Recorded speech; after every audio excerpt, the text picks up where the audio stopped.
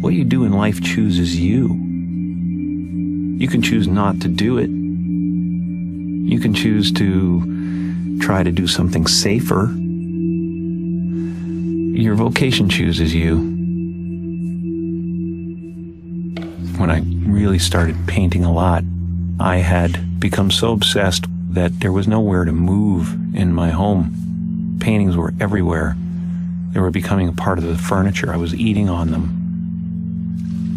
I found myself looking around at one point in a really bleak winter in New York, and it was just so depressing, and I think I needed color.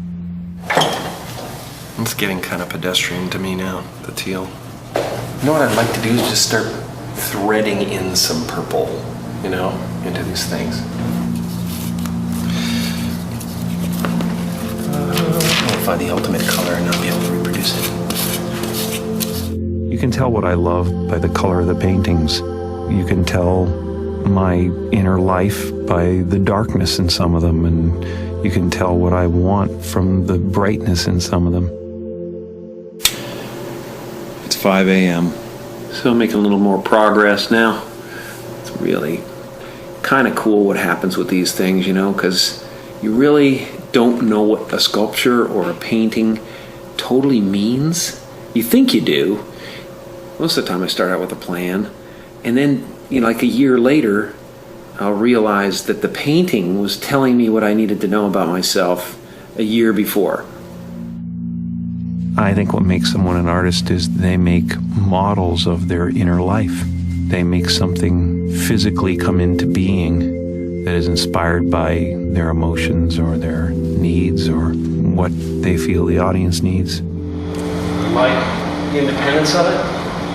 I love freedom of it.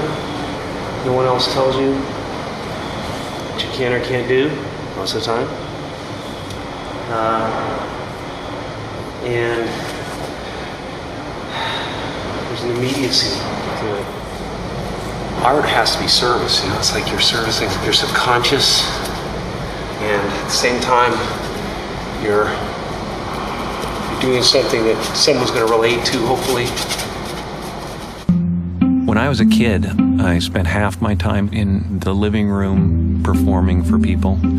I spent the other half the time in my bedroom by myself, writing poetry and sketching. I was not the type of kid you could say, as a punishment, go to your room, because my room was heaven to me. My isolation was welcome. People that are different have a shot at being original. They got motivation too. They got motivation. I sketched all the time, but I didn't do a lot of painting.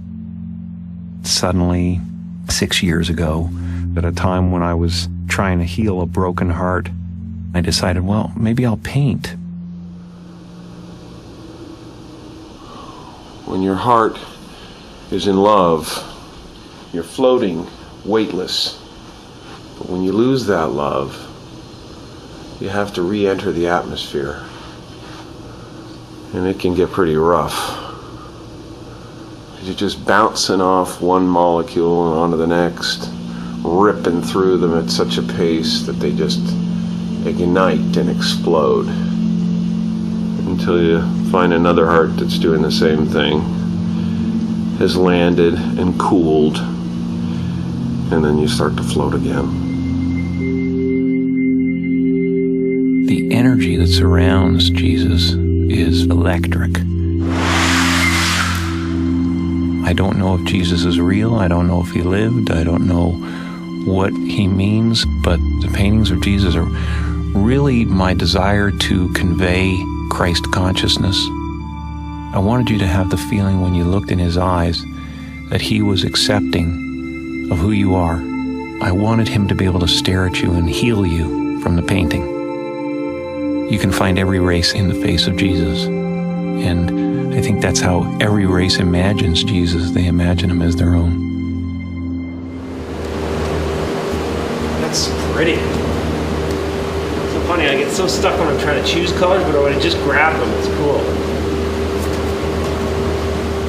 I don't know what painting teaches me. I know that it just frees me. Free from the future, free from the past, free from regret, free from worry.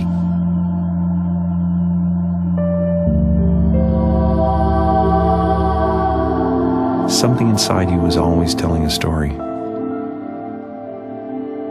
I believe every single thing that you see and hear is talking to you.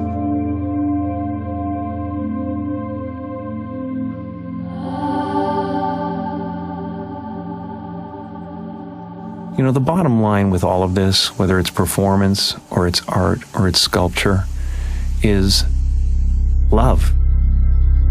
We want to show ourselves and have that be accepted.